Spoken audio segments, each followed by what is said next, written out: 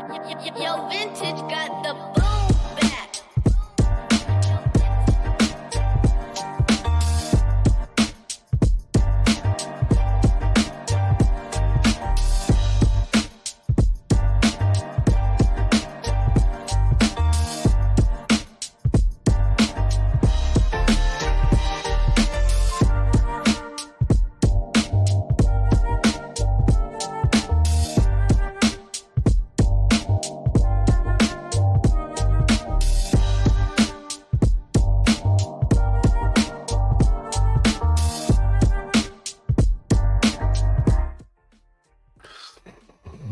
Okay, welcome back, everybody, to the Fantasy Savvy Show with your host, Steve D'Angelo, presented by the Face Off Sports Network. We are here for Week 5. Picks, NFL picks.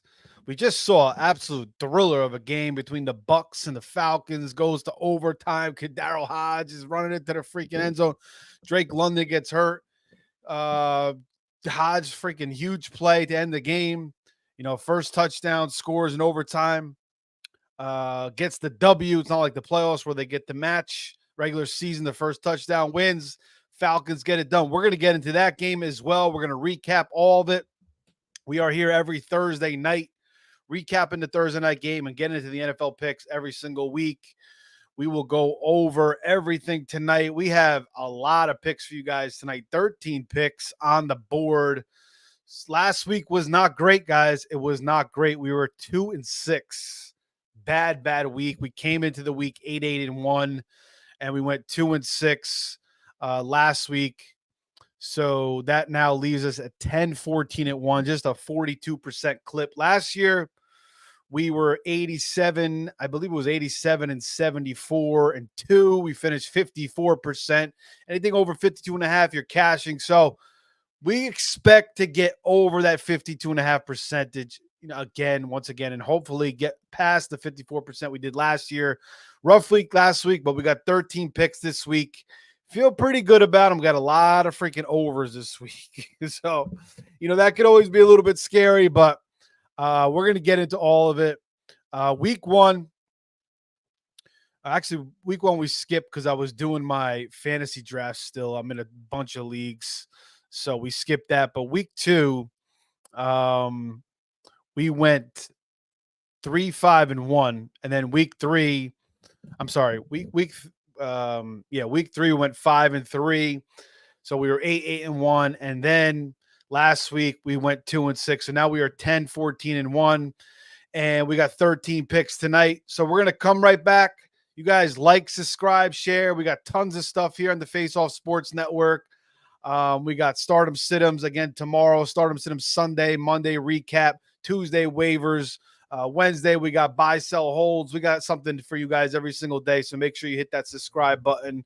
If you guys want to talk a little bit of fantasy football, you got some questions, you want to put anything out there, I'll try to get to them as I'm going through these games. You guys want to send in a super chat, we really appreciate that as well. But we're going to get into this game on the other side. Fantasy Savvy Weekly with your boy, Steve D'Angelo, sponsored, presented by the Face Off Sports Network. You can follow me on X at Fantasy Savvy. We'll come back. We'll get into this Thursday night game and then the NFL picks. Let's go. Welcome to the Fantasy Savvy Weekly Show with your host, Steve D'Angelo, presented by the Face Off Sports Network. Discussing high-stakes fantasy football, waiver, fab, free agent pickups, NFL picks, and more. So sit back, relax, and enjoy the show.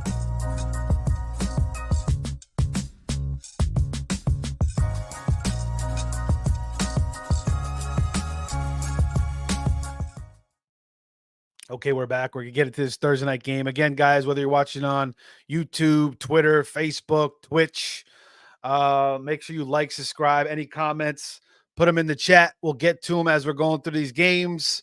We are going into week 5, but before we get into the picks, let's recap this amazing game. Probably one of the best Thursday night games. Usually these Thursday night games are just very strange. They're low scoring, fantasy wise, there's a lot of duds. But, I mean, there was just smashes across the board in this game. The Falcons ended up winning 36-30. They moved to 3-2. They beat the Bucks, who are now 3-2 as well. So the Bucks got the win last week, bouncing back, coming back from their bad loss. They bounce back, their bad loss to the Broncos. They bounce back, kind of helping though, because the Tampa Bay got hit pretty hard by that storm. So it was good, for those people there to, enjoy the Bucks win. And then, Atlanta and that whole area, Western North Carolina got, Tennessee got absolutely smashed. So I'm sure a lot of Atlanta Falcons fans, hopefully, a lot of people without power. I know Elon's putting the Starlinks out there so people can get internet, but if you got to watch that game in that area, you were very happy to see, give you some positive, energy as the Falcons come out and get this job done. And with Kirk Cousins, man, 42 of 58 times he threw the ball compared to Mayfield, who only threw it 24, which is pretty insane. But he throws for 509 yards, 4 touchdowns. He has that one bad pick, Levante David. He was looking for Mooney. Levante David made a great read. It seemed like game over at that point, but the Bucks couldn't put it away. They had to punt. And the Cousins comes down. They get the field goal. Young Ho Koo, he missed the field goal. He had a field goal blocked. And they had a freaking delay a game, pushed it back another 5 yards. But nonetheless, he bangs the field goal, puts it into overtime. The Falcons then get the ball first, and they score with a kid, Cardaro Hodge touchdown because Drake London got hurt. Drake London, absolute monster game, 12 catches. A $154, a touchdown on 13 targets. Also, Darnell Mooney, 9 catches, 105 yards, 2 touchdowns on 16 targets. Even Kyle Pitts, everybody was leaving this guy for dead. They gave up on him. When's it going to happen? It's never going to happen. He's running the routes like he's in the Turkey Bowl and he's 51 years old. But, I mean, he knew everybody was watching his ass tonight. And the first play, he opens up with a 32-yard catch. He finishes 7 for 88, 8 targets. That's more like it for Kyle Pitts. They kind of used him in motion a couple times, to create angles. They got him in a nice little slant. So he looked the best he did all year. Even Ray McLeod continues to wear that number 34, which is such a weird number for a receiver, usually a freaking running back or a D-back. Remember Ray Buchanan. I keep mentioning that from the Falcons. Reminds me of that.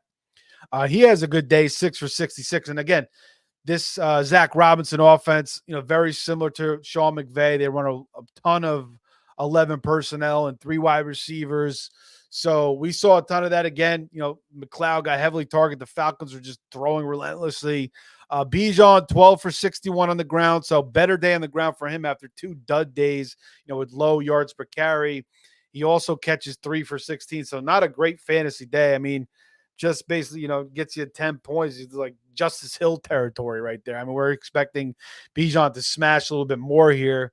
Tyler Algier, just 6 for 12 on the ground, catches 3 for 13. He's not really flex worthy.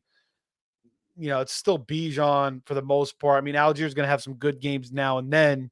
And he's definitely being used. That last drive there, he was in on that last drive. Algier was getting all the stuff. Twitter's fired up. Where the hell is Bijan? So there's a lot of odd use still with Bijan a little bit. But he definitely looked better tonight. Breaks off a 28-yard run. And you gotta see more. I mean, this guy was a top 5 fantasy pick, and he's just not producing like that. And even last year, he was a first round pick, and he still wasn't producing. I've mentioned this, quite a few times. Bijan, he was so hyped as this elite player, and we just haven't seen it yet. And maybe he's just not that. I mean, he's a good player. He's a very good player. He's not getting the exact usage we expected from him. But he's got to get in the end zone. He's got to catch more balls. Certainly other teams will do a better job on Drake London and Darnell Mooney. I mean, the Bucs defense, this is also a Bucs defense, a couple weeks ago that let freaking Bo Nix light them up, for 216 yards. Batty's running for 70. Sutton had 7 for 68. So, I mean, this Bucs defense, it's like, they're on 1 week, they're off 1 week. Todd Bowles, they were good against the Eagles. Again, the Eagles didn't have anybody in that game either. No A.J. Brown, no Devonta Smith. They were good against the they were good against the Lions, beating them 2016. They also beat the Commanders 37-20. But, I mean, Todd Bowles, he's on, he's off, he's on, he's off. There's a lot of missed tackles. They've still got a lot of injuries as well. Veo was back today, but Winfield was still out. So, they were right there. They had this game in the grasp. Just the Falcons got the ball first in overtime, and they get the job done, just scoring on that first drive. Baker Mayfield, 19 of 24, just 108 yards, but gets 3 touchdowns. So a nice fantasy day for him. Rashad White, 10 for 72. Most of his production came on a 56-yard run. Bucky Irving looked good, 9 for 44 on the ground. He also caught 2 balls for 12, so not great for fantasy wise. Rashad White catches 3 balls for -6 yards. So I mean, you're getting 2.6 points for that, which is a damn shame. You should get nothing. Basically, if you're going to catch passes for negative yards, it just seems stupid to reward the guy any points. Like there should be some kind of, hopefully we go next level fantasy soon where like if, running back doesn't have over 10 yards receiving, like don't even give him the fantasy points. Maybe you do it by catch, like 5 catches for, you got to have at least 25 yards or like 20 yards to qualify, or so like 15 yards at least. Something like that would be nice. Chris Godwin, a little bit of a slow day, 5 for 64. Mike Evans gets in the end zone twice, 5 catches for 62 yards. Kate Otten been coming on the past couple weeks, 3 catches for 44 yards. And then also Bucky Irvin loses a fumble in a big spot, but they did go back to him again, which was a good sign. But you wonder if, maybe that hurts him a little bit going forward. It could, you never know with these freaking fumbles and these coaches, what they're going to do, but it was a good sign that they went back to him. Baker just sacked 1 time. The Bucs actually did sack Cousins 4 times. They caused an intentional grounding. They picked him off. So the Bucs defense made some plays, but they just allowed too many big plays and just too many quick drives. London was just smashing across the middle. Mooney could have had an even bigger day. He had like 3 drops in this game, 2 or 3 drops, kind of just right in his hands. That was kind of his problem in Chicago too. He kind of suffered from drops there a little bit too. And again, don't forget, we saw Darnell Mooney go for 1,000 yards. I don't know if it was his rookie year or his second year in the league with Justin Fields. And then after that, he kind of was hurt all the time. Him and Fields just couldn't connect. Last year was all the DJ Moore show. He's always been a talented receiver. It was a great pickup by the Falcons. Supposedly, Kirk Cousins, kind of recruited him there. Obviously, maybe, playing in Minnesota, he saw the talent. They saw they had a chance to get him. It was a great pickup. But a big thing here is Kyle Pitts, 7 for 88. People were leaving for him for dead. I don't own Kyle Pitts in a lot of leagues. I literally own him in 1 league. Best ball, a couple more best ball. But in 1 league, and I'm in freaking 40 leagues, I own him, and I sat him for Tucker Kraft. I've been starting him every week, and he's been pretty terrible. I mean, he caught that touchdown week 1. He was wide open. But this is a good sign. I mean, the Bucs defense, they're very, very leaky. But at least it's good in like matchups like this. That Pitts can get it going. He's not the forgotten man. 8 targets. Ray McLeod still out targets him with 9, but it was a good sign. And I like, again, they were kind of using him in motion, which was good to create him open. So those were all good things. So they definitely were working on some stuff for sure. But absolutely great win for the Falcons here on Thursday Night Football. Now 3-2. They could have fell to 2-3 here. And the Bucs are 3-2. So very, very close between these two now in the NFC South. All right, guys. Now let's get into the games. And before we do, let's bring up some comments here. Al says, "What's up, Steve?" What's up, Al? Jamie joining us again. Yo, Steve. What's up, Jamie? Just Incredible says, "Didn't get to watch the game, but dang it, Gowan." Yeah, man. Not a terrible day. Every week it was Evans Moore had the 2 touchdowns, but still a decent day. Mooney, though, I mean, I own Mooney in like probably 5 or 6 leagues, and I don't think I started him in 1. I don't know, maybe 1 league. I just had better options, like And like last week I started Mooney and he didn't really do much. He had like 7 points. So this week I went off of him and maybe one league. And so I'm kind of pissed about that. Monster day for him. I did have Drake London and some leagues. So that helped. And then Jamie says, I got 95 points from Evans, Mooney, and Lundy in the Scott Fish Bowl. That's absolutely awesome, man. I mean, those are the types of weeks you need when you're playing in a large field tournament like that. And those are the combinations you need. And that's why when we're playing best ball and we're doing these drafts, we're looking at, week 17. And, when we have these stacks, we're looking for those bringbacks. So like if you have that, Kirk, Mooney, London, you're looking for that Evans, something like that. So, that's, you keep it all in that tight niche. So it's just easier to hit on, and you get a game like this, and this is how you win these tournaments. So, thanks guys for joining us. We're going to get into the games. We got some questions in here as well. Justin Credible says, what up, fam? Again, he didn't get to watch the game. Go back and watch that game, man. I mean, that was a hell of a game. Go watch it on the NFL Rewind. You can watch the whole thing without commercials in like 30 minutes. J.K. Dobbins and Michael Pittman for Kenneth Walker. Man, Kenneth Walker, man, he looked so damn good last week, and I love J.K. Dobbins. I've always loved him, and I'm rooting for him hard. And it's been a rough stretch, tough matchups. They're missing Joe Alt. They're missing Slater the past couple of weeks. Herbert's banged up with the high ankle sprain, and I think he'll have some good weeks. Michael Pittman, it will certainly help with Flacco is in there. We'll see what happens with Richardson. Sounds like he may play this week. He practiced, I believe, in a limited fashion. But I think I got to go with Kenny Walker. I don't know what the rest of your team is there. I don't know what the rest of your team is there, but it's an 8-man league. So it's probably pretty stacked. So I don't mind, going for the high upside there. The best player in that trade in Kenneth Walker. I mean, he absolutely looked like a beast. The only thing I got to worry about Walker is he just hurt a lot. I mean, that's just been his issue. He's so talented. He's just banged up a lot. So, but yeah, I still like going for Walker. He practiced him in a limited fashion today, but sounds like he'll be ready to go. And again, he looked absolutely awesome. This Seattle offense looks really good. But yeah, Justin, I'm betting on, 8-team league. Your team's probably pretty stacked, so you could probably afford to give up those two guys and do that 2-for-1. All right, guys, let's get into the games. We got a lot of picks tonight. We got to bounce back from last week, and you guys can agree, you could disagree with me on these as we go through them.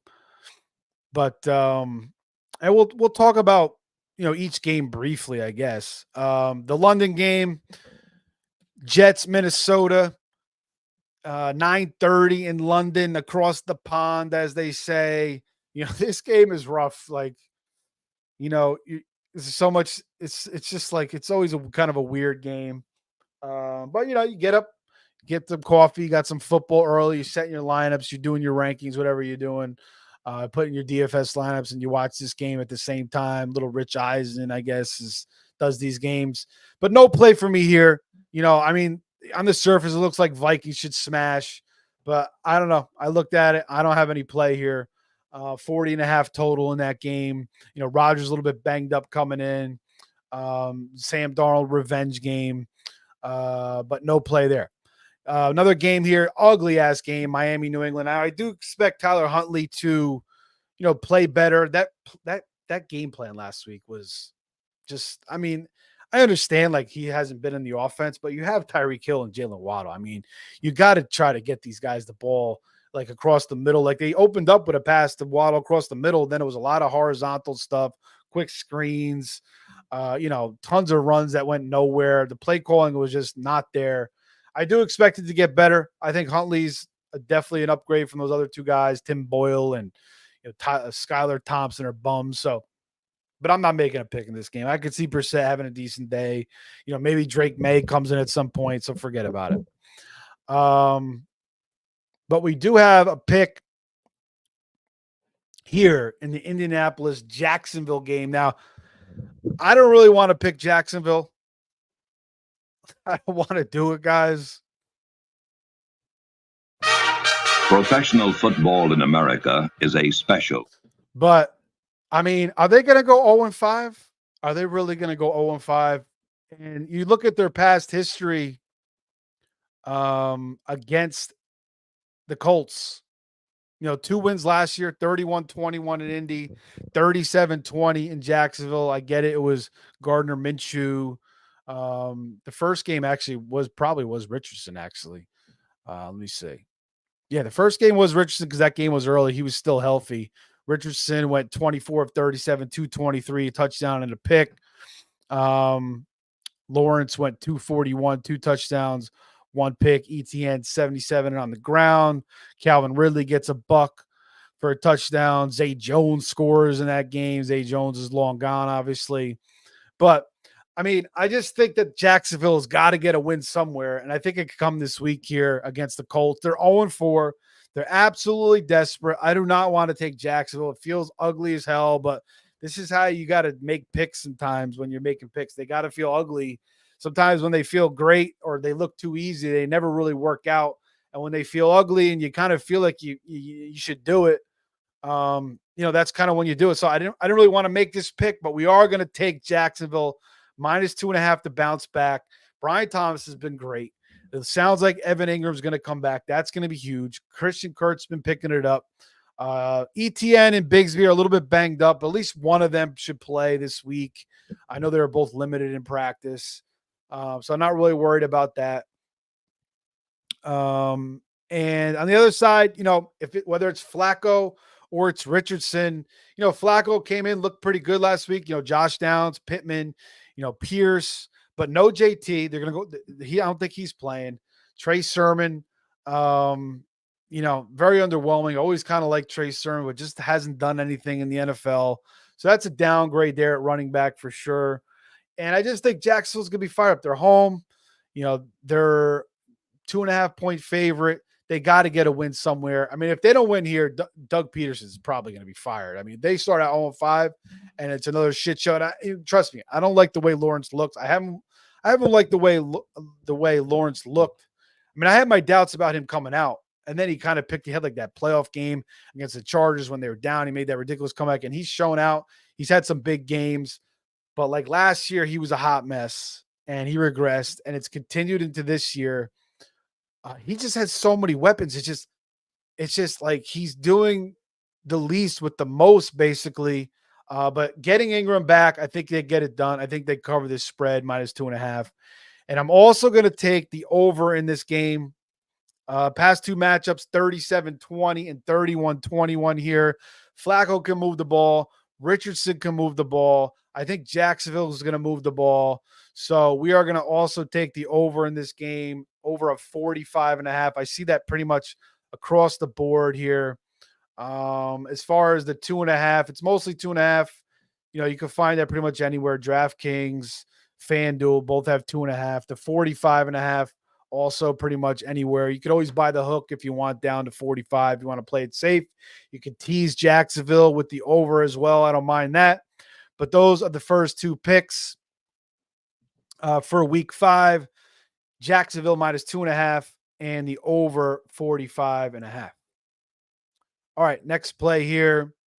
We are going to go to a somewhat interesting game. And, when I was looking at this game, I was very tempted to take Washington -3.5. Jaden Daniels is playing unbelievable. The Commanders are on fire offensively, going into Cincinnati, taking care of business, destroying Kyler Murray and the Cardinals.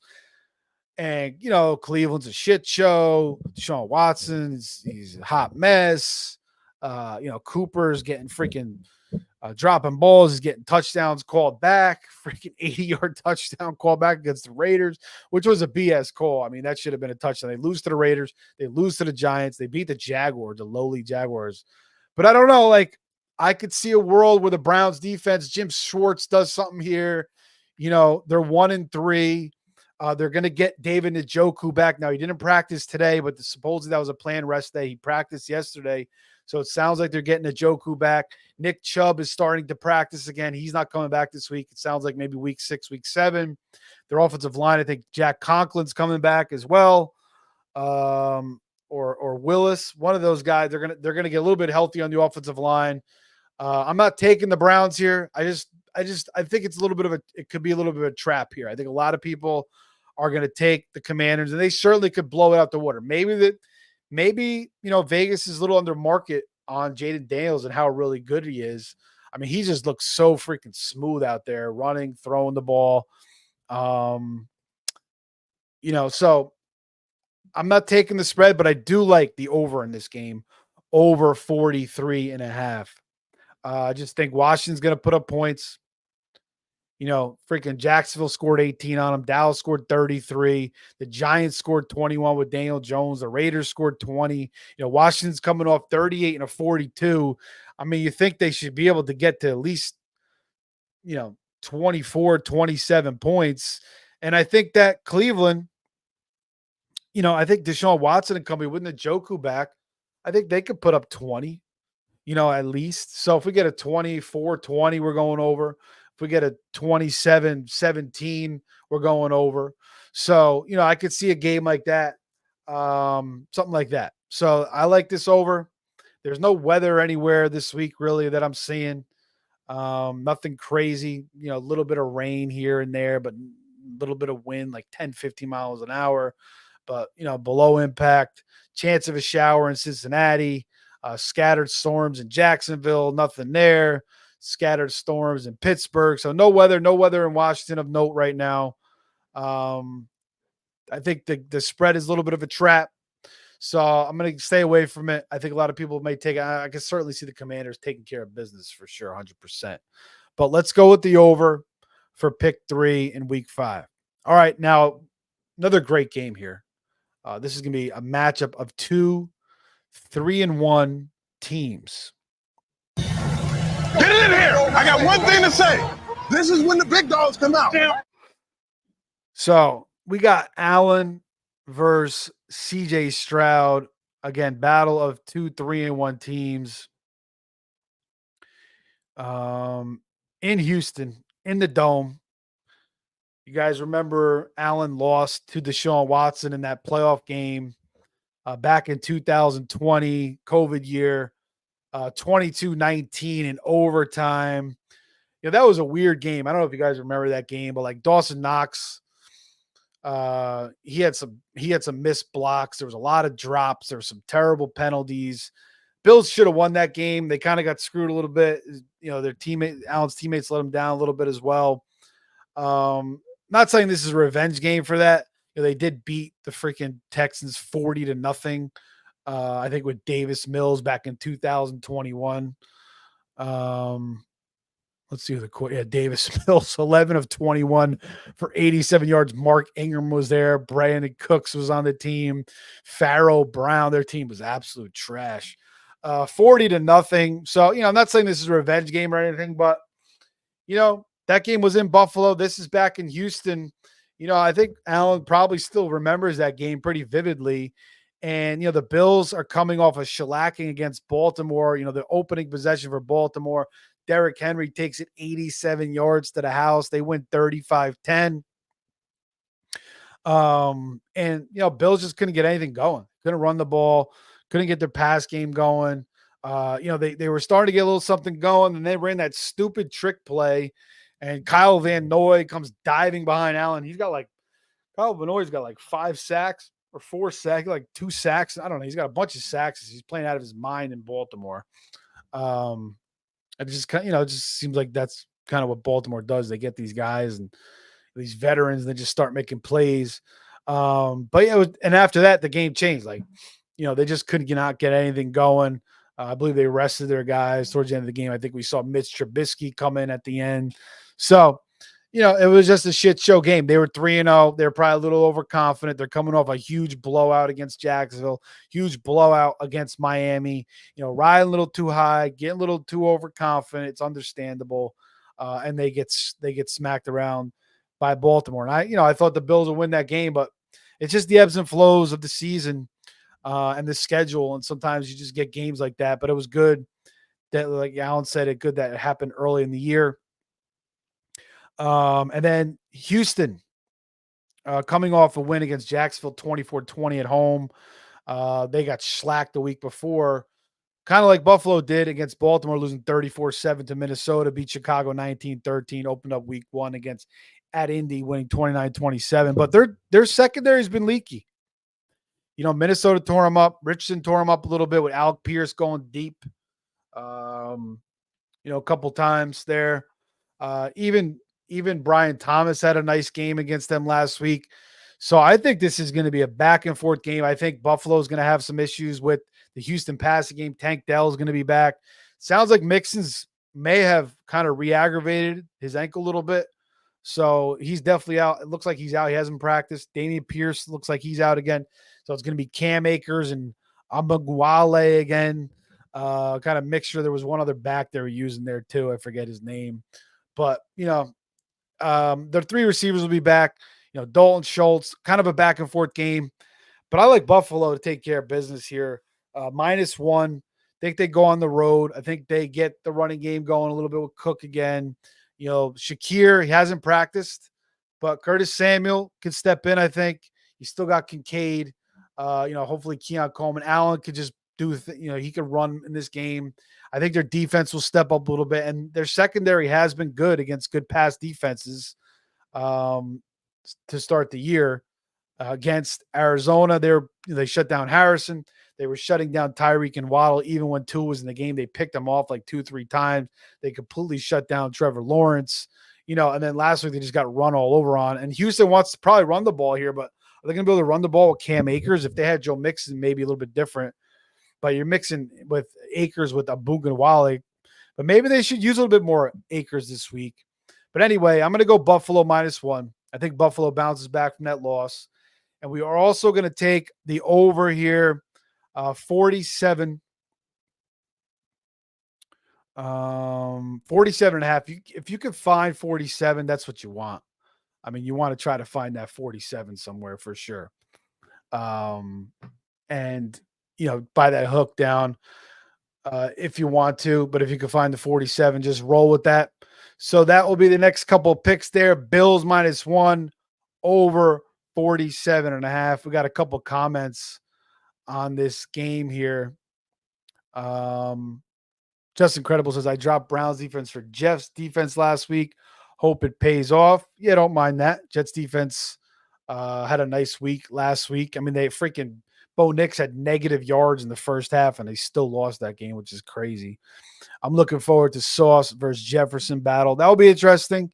Sauce doesn't really travel, though. I don't know if he's going to, exclusively cover him. You still got to do with Addison, but certainly those two will be matched up a bunch of times in this game. Just Incredible says JETS just enough to suck, man. Hey, watch it, bro. I'm a Jets fan over here, but I mean, I agree. They're a miserable ass team. I've seen misery, year after year. We haven't made the playoffs in freaking 13 years. And I always kind of compare the Jets and the Mets. They're kind of the same, but good for the Mets tonight, man. Pete Alonso, tripped over his bat yesterday, dropped a freaking, a little pop up against the net. He looked really like out of sorts. And then he gets up and bangs a 3-run homer. They take the lead, and the Mets are moving on to play the Phillies for the first time ever, which is absolutely crazy to think about in the playoffs. But I guess it makes sense with the old playoff rules. And then now it's different with the way it expanded. Just Incredible says, go Jags. Jags and Bills fan. Jamie says, Brian Thomas Jr., top 10 wide receiver this week. Colts allowed 5 TDs to wide receivers and over 100 yards to outside receivers each week. Thanks for that stat, Jamie. Yeah, I love Brian Thomas Jr., man. He's looking great. I'm glad I drafted him a lot of teams. Just remember watching him. And I don't watch a ton of college football because I'm watching so much NFL and I, it's just tough to watch on Saturdays. I've been, and then sit down all day and watch Sunday, but I've been trying to watch more this year, but I just put on like all, you could go on YouTube and watch every single target these guys got in college. And, he instantly stood out. It's just like, wow, this guy is different. And he's certainly showing that in Jacksonville. So love that, Jamie. Make sure you guys get Brian Thomas in your lineups this week. Put him in your DFS lineups as well. Just Incredible says, yes, I picked Pittman off waivers and wanted to trade him and pick up BTJ, but someone just took BTJ. That sucks. And new coach and GM for my Jags. We'll see. If they lose this one, certainly it's going to be, Peterson could be out the door. All right. Next games here, guys. Let's move to another big. There's a lot of good games this week. There's going to be some good football. We got the bye weeks, but it makes it a little bit easier to watch the games. There's not 19,000 games on at once, although there's there's 4 o'clocks. That's not bad. So they spread it out pretty good. Even with the bye weeks. And then you got the freaking, the London game, 9:30. So the 1 o'clock schedule is not totally loaded, just 5 games. So yeah, it's a nice week to concentrate on the games. You could go to a sports bar and watch the 5 1 o'clocks basically on all the TVs at once, and then stay there and watch the 4 o'clocks and hit them all. After the London game, you watch that, you have breakfast with the family, drink the coffee, then you get out to the sports bar, or maybe you have this set up at home. I mean, nowadays with the YouTube TV, you don't only need like 1 or 2 TVs. You could watch 4 games at once or 2 games at once, whatever you want to do. And then you can put it on a device. You can watch on your phone. So you can mix it up. You can freaking sit outside if you got a pool. I don't got a pool. Hope to get a pool. I live in Florida. It's hot as shit. I want to get a pool eventually, but they're expensive. Put a pool outside. Put the TV outside. You watch from the pool. You could just do so much nowadays, man. We are so fortunate and so blessed. And it just sucks to see, all this shit happen around the world with these wars and stuff. It's just a damn shame. I wish, we could have peace, man. And, but that's neither here or there. One thing I will say though, is if we didn't fight all these damn wars, we could freaking help these people out, that are going through all these hurricane shits that they're going through. God bless them. And, hopefully, we get them some help and support them if you can, man, because it's an absolute disaster out there these people went through. But back to the games. We want to talk about another big matchup before I was rambling on a little bit there. Baltimore and Cincinnati. This is a great game. And, on the surface, you say, oh, Baltimore is going to come into town. They're going to beat up the lowly Bengals 1-3. They had a little bit of problems with Carolina. Washington put up 38 on them. They lost to the freaking Patriots. But don't forget, the Ravens lost to the Raiders 26-23 at home. Dallas almost came back on them. They lost to the Chiefs. So did Cincinnati. Cincinnati played them a little bit tougher. They smacked around the Bills. Yes, they did. But, T. Higgins now 3 weeks back.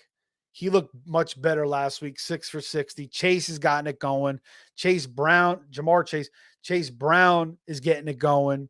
You got this guy, Eric All Jr., mixing in at tight end. Jamie can give me his thoughts on Eric All Jr., playing more snaps than Gesicki, I think, but Gesicki ran more routes. Their defense has just been, Anarumo has got to figure something out here. The defense has been very, very leaky. Anarumo, good coordinator, but it's been very, very leaky. They've lost the past 2 matchups to Baltimore, but they've split the last 4, 2-2. In 2023, Cincinnati won both matchups. One of those, I think, was the playoff game with freaking Tyler Huntley. Yeah, that was the Tyler Huntley game when he fumbled at the goal line and J.K. Dobbins was pissed off. He didn't get the ball. I believe that was the game. Yeah, I'm pretty sure. And then, the Ravens took the last 2, 27-24 and 34-20. But again, the Ravens, they're 2-2. So it's like, they got to get this win here too. But the Bengals, they're going to 1-4. So at home, I think they get it done. I'm going to take the points with Burrow, Higgins, Chase. I think Anarumo will pull some tricks on Lamar. I think this is going to be a high-scoring game. Again, if you could buy the hook, I love it. The 3, pay the extra juice, 120, 125, feel a little bit safer there. Just in case it's a tie game or maybe the Bengals lose by 1 or 2 points. I think it's going to be a close game. I really do. And I think that it's going to be a high scoring game. This game is going to go back and forth. I think this is a game where we may see Mark Andrews finally do something. Isaiah Likely back in the mix. Zay Flowers going to be, similar to the game we saw tonight. I feel like this could be that type of game where just everybody is just kind of smashing. So get your fantasy players in line. High total here, 49. Burrow's been playing very damn solid. He's been great. So he keeps it rolling here. Think the Bengals get the home win. Their crowd's going to be fired up. This is a huge divisional matchup. They want to get this win. They lost the last 2 times. They don't want to go 1-4. This team is too talented to go 1-4. Burrow always has the Bengals and the Burrow always have a slow start to the season. Then they pick things up.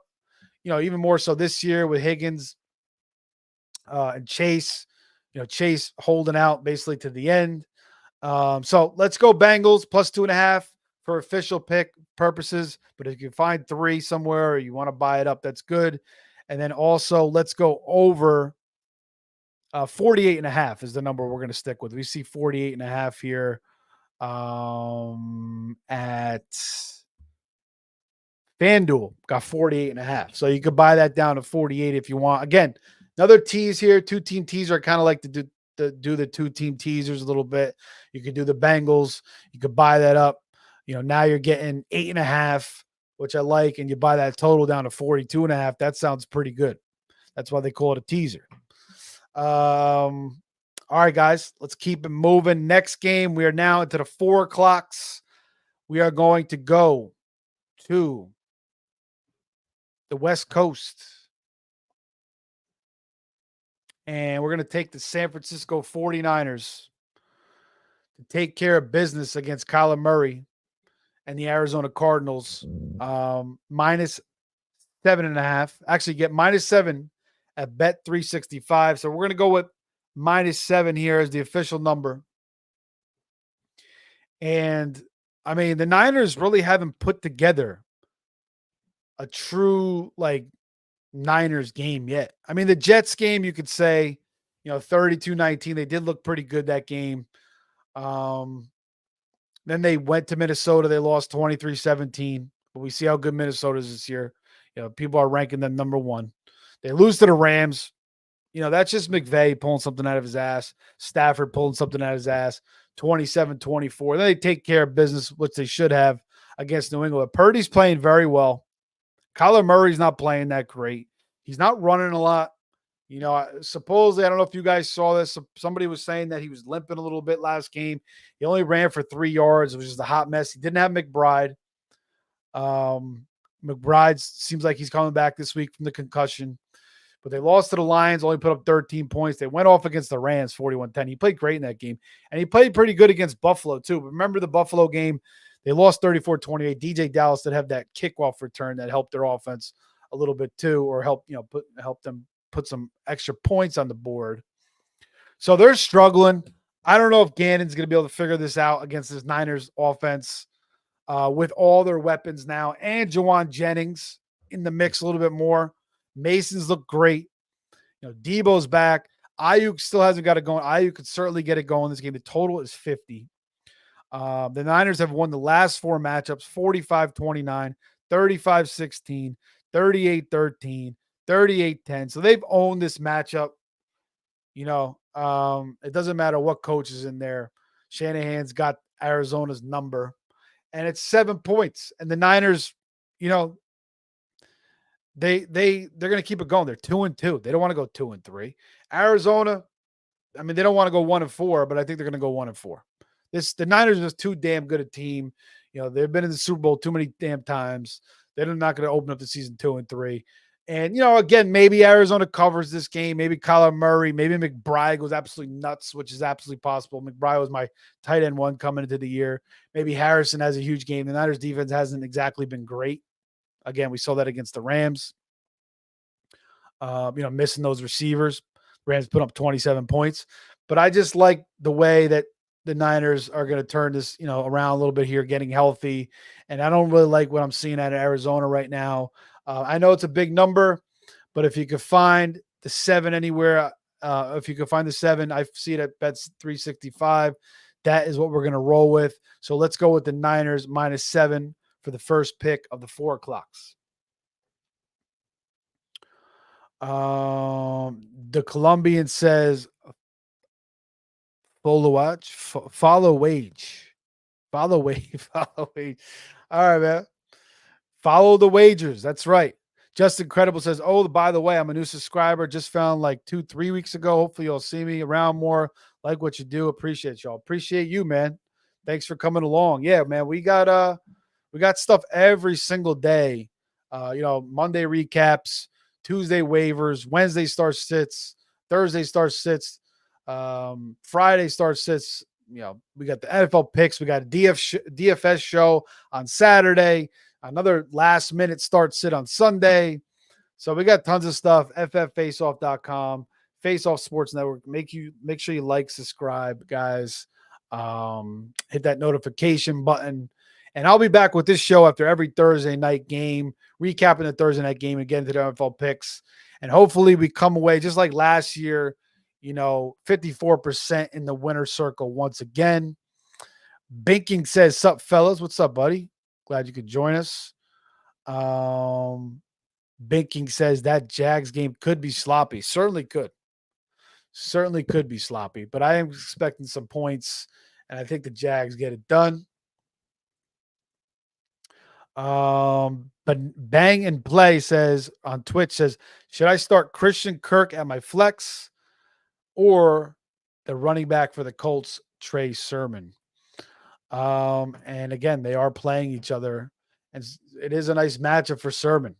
I mean, and again, I like Trey Sermon coming out of Ohio State. I thought he was going to be a good back. He was in San Fran. He was in a great system. He was in the perfect spot.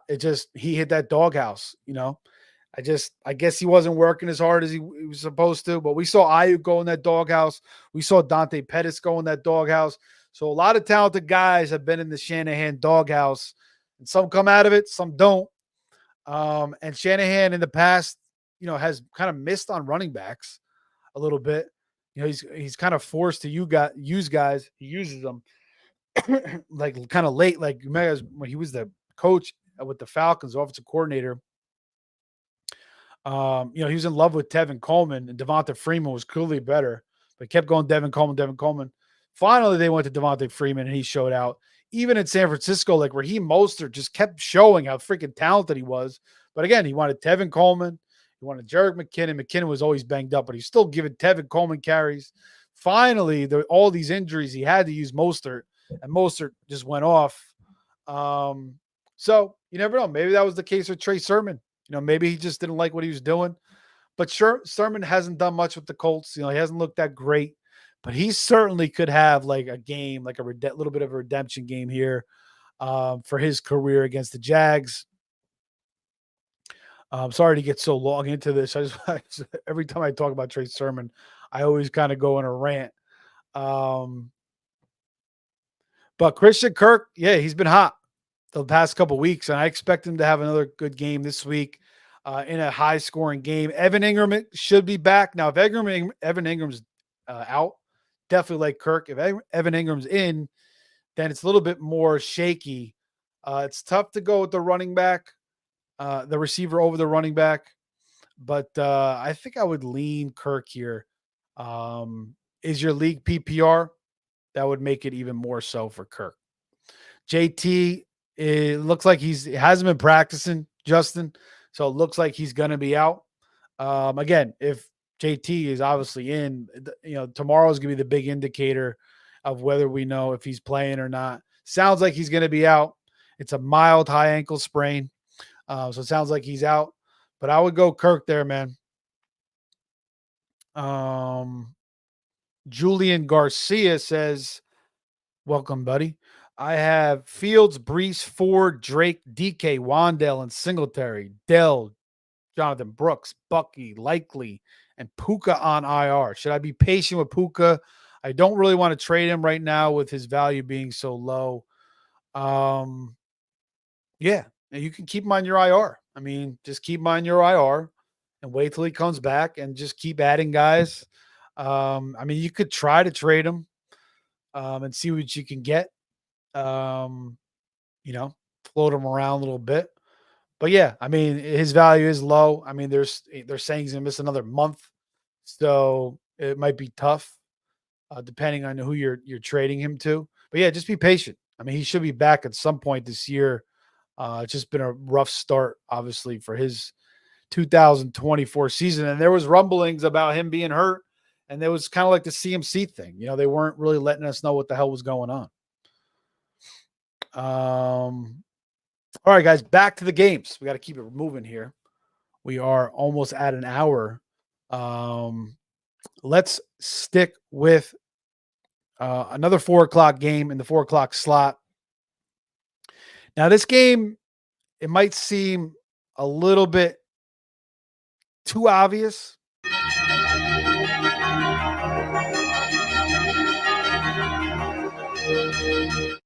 But I mean, I can't. I got to pick it. I got to pick this game. Um, it just looks too good. Why can't I click on this over here? Oh, here we go. Sorry.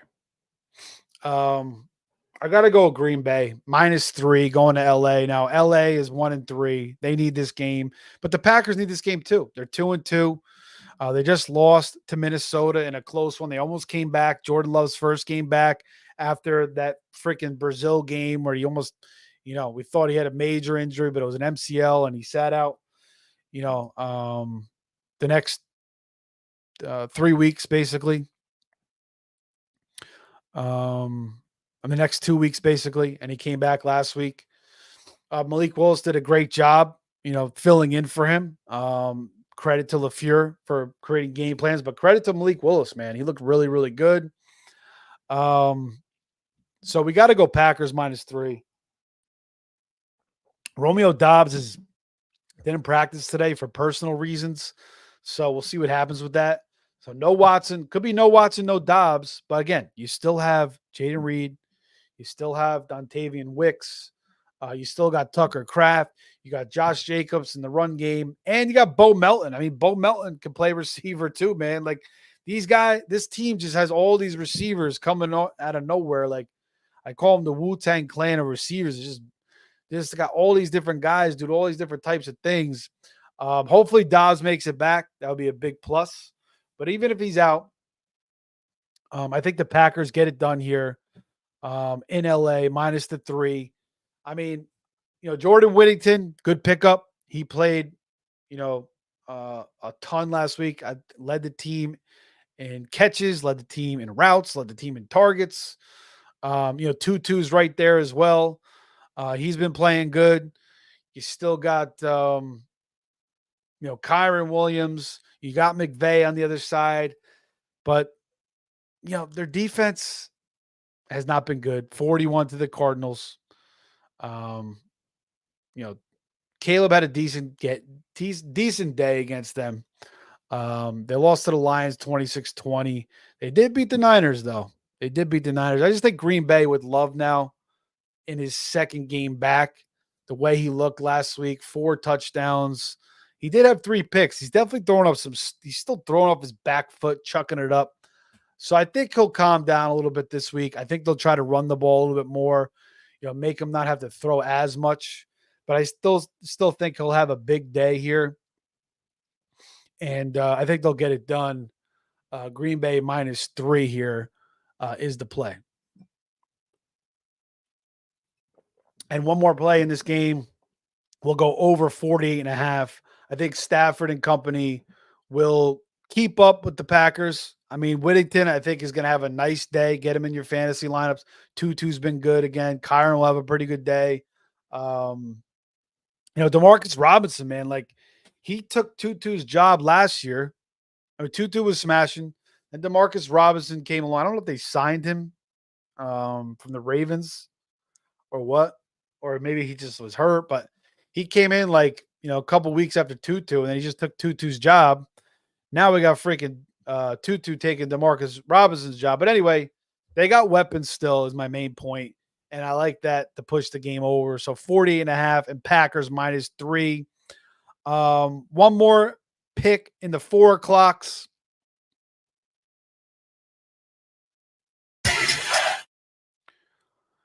What are we doing here?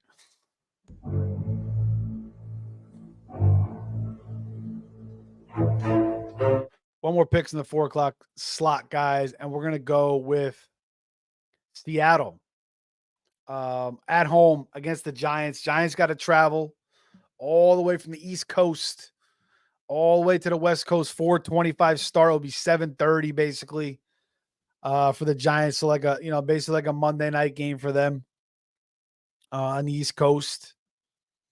A night game for them on the East Coast, essentially. But I mean, Seattle's offenses look, they look great against the Lions. Their defense is letting up a hell of a lot of points though. 42 against Lions, but that Lions performance, I mean, Goff was on fire. The running backs were on fire. J-Mo had that 70-yard touchdown. They beat the Dolphins 24-3. They barely beat the Patriots 23-20. That was kind of a little bit of a trap game, I guess. But they did put up 26 on a good good Broncos defense. And then the Giants lose to the Cowboys 20-15 at home. They beat the Browns 21-15, almost beat the Commanders 21-18, and they opened up losing to Minnesota 28-6. But the key here is it doesn't sound like Malik Neighbors is going to play. He's got the concussion. He hasn't practiced.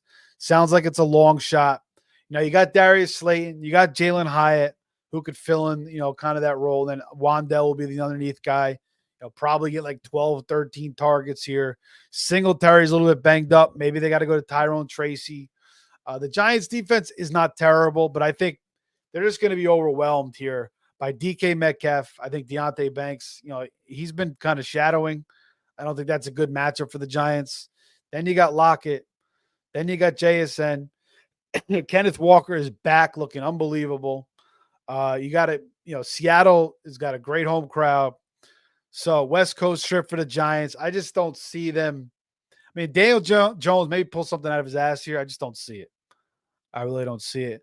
Last time the Giants traveled to Seattle was back in 2022. They lost 27-13. Daniel Jones was 17 of 31. He was thrown to Slayton, Wandale. So similar guys. They did have Barkley. Barkley was 20 of 53 on the ground that day. Geno was in Seattle then. 23 of 34, 212, 2 touchdowns. Kenneth Walker had 51 on the ground and a touchdown. Lockett, 563 for 1. DK Metcalf, 655 and 1. So similar players, same quarterbacks, different coaching staffs. I think actually, no, Dable was there, 2022. Yeah. But obviously McDonald is new. That's no more Pete Carroll. So let's go Seattle here.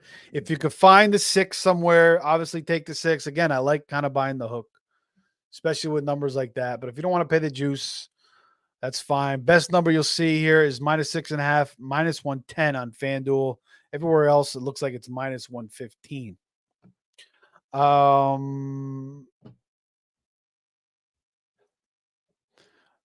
Whistle Dick is back. Earlier, he was on the show with Mike and Anthony. Says Jacobs will finally score a TD finally. Yeah, I think he gets into the end zone here. And Emmanuel Wilson, like, people are kind of worried about him. I mean, he's playing a little bit. But yeah, Jacobs, and again, like, Love is playing a little sloppy with his picks. Like week 1, he opened up a little sloppy. Last week, he had some dumb throws, even though he was slinging the rock everywhere. So I think they'll try to run the ball. I think the game script will allow them to run the ball more here as well. And then watch out for Marshawn Lloyd, though. If you could pick him up and put him on your IR, that's a guy to, kind of wait on if you can. Ralph says Ingram or Kraft if Evan plays. If Ingram plays, I'm going to go with Ingram. Again, I like that over. I like Kraft a lot. It certainly helps if Dobbs is out as well, but I would still go Ingram. Love the content, boys, says Ralph. And it's PPR. Yeah, I would go Ingram, man. Thanks, Ralph, for the question. We'll keep it moving as we are going along here. Only a couple more games to pick. Thanks for joining us, everybody, tonight. Make sure you like, subscribe, share. Hit me up on X at Fantasy Savvy. Follow me over there as well.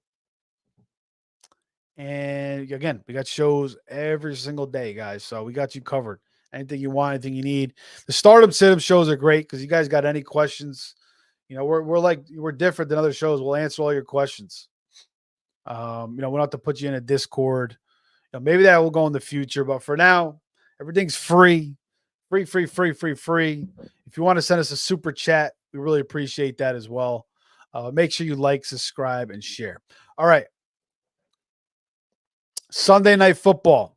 This is a great week, man. There's so many damn good games.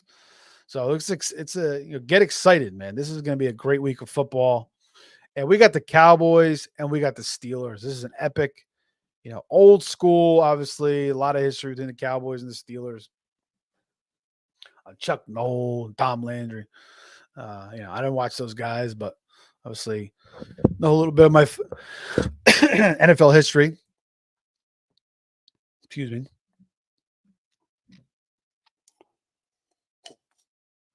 So Pittsburgh is a 2.5-point favorite, but I see it at -1.5 on FanDuel. So that's the best number, -115. I like that. Let's go with Pittsburgh -1.5 here in this pick.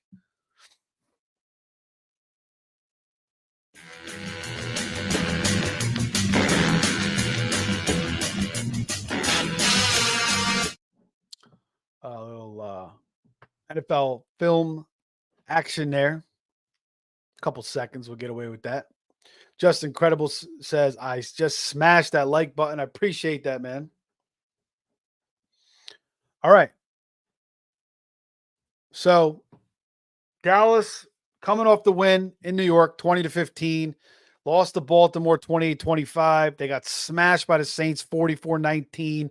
Open up the season at Cleveland 33-17. So they're traveling here to similar. I mean, they traveled to Cleveland, very close to Pittsburgh. New York, 6 hours from Pittsburgh. So they're trying to travel to that, Midwest, East Coast and getting the job done here, northern part of the state. And now they go to another big time city in the Northeast, Pittsburgh. And Justin Fields is getting the job done, man. 3-1. Had a great game last week. Number 1 fantasy quarterback on the week. They didn't get the W. They started a little bit slow. Their defense, Flacco came in, was getting things done. They had a chance to tie it at the end. That center, they had that rookie center they got. It was in the preseason too, like constant missed snaps, snapping before Fields is ready. Happened again at the end, the last drive here. It set the Steelers back. They couldn't recover. They ended up losing by a field goal. But Fields throws for 2 touchdowns. He threw for a touchdown. He ran for 2 more. Throws for 300 yards. George Pickens goes for over 100 yards. Almost had his first touchdown. Fields put it right on his, bounced off his helmet. He should have caught it. Pat Freiermuth has a nice day. He's looking good. Doesn't sound like Jalen and Cordell Patterson are going to play, so it's going to be a hell of a lot of Najee. Brandon Cooks is going to be out, so good news for Jalen Tolbert. Brandon Cooks has some kind of knee infection. He had surgery, I think meniscus surgery, and he's got some knee infection, so we'll see how long that keeps him out. Looks like the Cowboys committed a little bit more to Rico Dowdle last week for fantasy purposes, little fantasy discussion there. So, Rico Dowdle looks like the guy now going forward. Jake Ferguson and CeeDee Lamb are obviously tough to deal with, but you got Joey Porter Jr., man. He's legit. I think he'll give CeeDee some problems. He'll foul CeeDee, and then Tolbert's going to have to step up. Ferguson's have to step up. I think the Steelers defense will do a good job. I think Justin Fields with a banged-up Cowboys defense is going to be missing Lawrence, going to be missing, Micah Parsons, possibly again. And I think they'll get the job done. I think Pittsburgh here, Sunday night in Pittsburgh, Justin Fields shows out. Now, Russ, he's getting a little bit healthier each week. They're going to ramp him up. But Fields just playing too well. He's not turning the ball over. He has one interception, came off a deflection. They gave him the fumble on that snap last week. So maybe 2 turnovers, you could say. But again, context is key here. So I think Fields has a pretty nice day, running it. Najee should have a pretty decent day. George Pickens should have a nice day. We'll see if they finally get Roman Wilson involved. Freiermuth, I like in this matchup. Calvin Austin made a big play 2 weeks ago. So I think Pittsburgh, Sunday night, Tomlin, Fields, their defense, Cowboys banged up on defense. I think they get the job done. Cowboys go to 2-3. Pittsburgh goes to 4-1. All right, guys. Last pick of the week. Monday Night Football. And I'm kind of tempted to take this on the money line plus 200. You can get plus 210 at best 365, plus 205 anywhere else, Caesars, DraftKings, FanDuel, but we'll stick with the spread. Let's go plus 5.5. Blitz is defined as a sudden, savage attack. It is indeed all this. Let's go plus 5.5 on the Saints. I think the Chiefs have been just getting so damn lucky as far as pulling out games. Now, injury-wise, they've been absolutely ravaged between Hollywood Brown going down with the shoulder, in the preseason game, then getting the surgery, losing Pacheco to the broken fibula. He's going to be out another, 7-8 weeks. Rashee Rice, was supposed to be out for the year, but now they're saying they're going to wait till the swelling goes down to get the full context of the injury. So sounds like it's a pretty bad ligament sprain or tear, or maybe it's a PCL, maybe it's not the ACL. I don't know. It sounds like he's obviously he hit the IR today. He's definitely out 4 weeks. Could be longer than that. We don't know. The one good thing you can say about the Chiefs is, they could get Hollywood Brown back by the playoffs. Pacheco's going to come back in the regular season, looks like. And then, you could get Rice back in the regular season as well. So it might be a rough stretch here, throwing a Juju Smith-Schuster, Noah Gray, Justin Watson. Maybe they got to try to get Sky Moore to do something. They took him pretty high in the draft, running with Kareem Hunt, Carson Steele. It sounds like Hunt's going to be the quarterback. Carson Steele fumbled. He was done after that pretty much. CEH is going to come back, but the offensive lines has some issues as well, but you still got Reed, Mahomes. You still got Spagnuolo calling that defense, still a very, very solid defense. And they're just finding ways to pull out games. And it's very hard for me to say. And, when I did the matchups when I do matchups, I take the home field advantage.